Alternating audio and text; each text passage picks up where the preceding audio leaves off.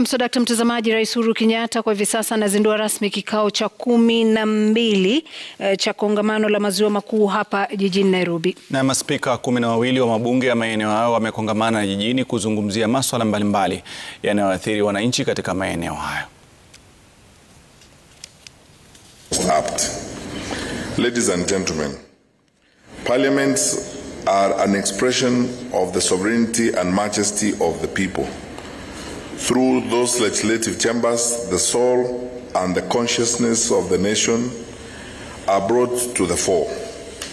Parliaments are the voice of the citizens and the hands of their will, and the guardians of the cherished principles and values that define who we are and where we want to go as nations and peoples.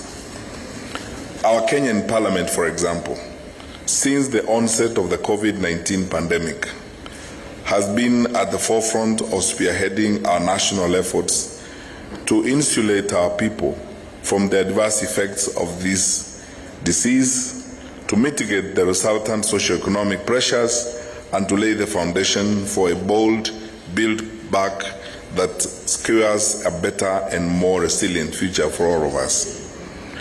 As this forum was actualized and came to life in the year 2008, the Kenyan Parliament was institutionalizing the national accord between the two main political factions in Kenya after the 2007 general elections.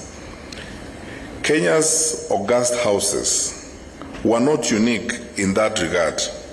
Across the region, parliaments answered the call, and through their leadership and decisive actions, kept the flame of freedom, democracy, and progress burning bright, even in unprecedentedly dark times.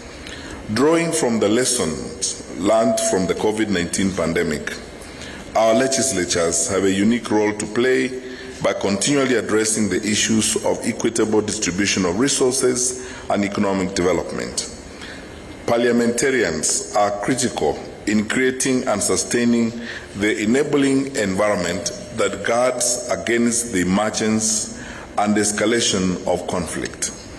Today, with escalations in commodity prices in the region and around the globe, and severe constraints on supply chains, the challenges we face are ever greater. The road ahead is hard and fraught with uncertainty. However, our individual and collective histories show that we are up to the task, no matter how seemingly insurmountable those challenges may be. Our parliaments are tried and tested. Whenever our people have called on their representatives to take the necessary actions to secure the economy and way of life, our parliaments have led us out of turbulent storms and into the calm waters of peace and prosperity. Ladies and gentlemen, the theme of this 12th plenary assembly, the role of Parliament in conflict resolution, like an African stool, encapsulates the three-legged foundation of firm and stable actions necessary for our progress. Firstly, an appraisal of the collective condition of the Great Lakes region informs that the region remains relatively stable, although with some limited instances of instability, insecurity, and armed conflicts. Secondly, at the interstate level, where once relations among some of our nations had been lukewarm, we can gladly point out to the thawing of tensions and movement towards brighter and more collaborative engagements. Thirdly, the region has turned a corner from the recurring conflicts and tensions that once caused easily avoidable deaths and displacement of many peoples within and across borders, as well as the large-scale destruction of property and misuse of resources. As we emerge from that torrid past, we must not lose sight of the fact that conflict is a scourge that robs our people of immense dividends and opportunities inherent in peace and stability. Conflict increases unemployment, especially of young people, fuels sexual violence against women and girls, deepens the indignity of food insecurity and absolute poverty of populations living in areas of armed conflict. It drives the illegal exploitation and trade in natural resources that provides income to armed groups and gives greater impetus to the proliferation of small arms and light weapons.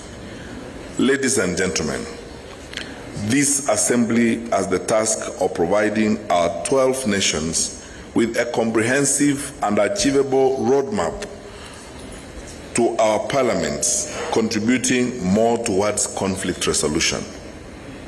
We will only achieve that if we make this 12th plenary assembly a questioning conference. In that regard, I would like to propose a 5-point questioning framework for the participants today. This framework should guide us in understanding the problem and charting the way forward. 1. Is the role of Parliament preventive or responsive after the fact? 2. When Parliament intervenes, at what stage in the conflict cycle should it intervene and how? 3. And alive to the Litma House principles, how should Parliament's intervention role be exercised within the context of the rule of law and the separation of powers and roles? 4. What collegiate and peer review mechanisms can parliaments in the region adopt to both support each other and also hold each other accountable? 5th, how do we inculcate public participation by citizens, bring in civil society, our international partners, and our regional, continental, and global associations, and our built-in shared bonds into this conflict prevention and conflict resolution framework?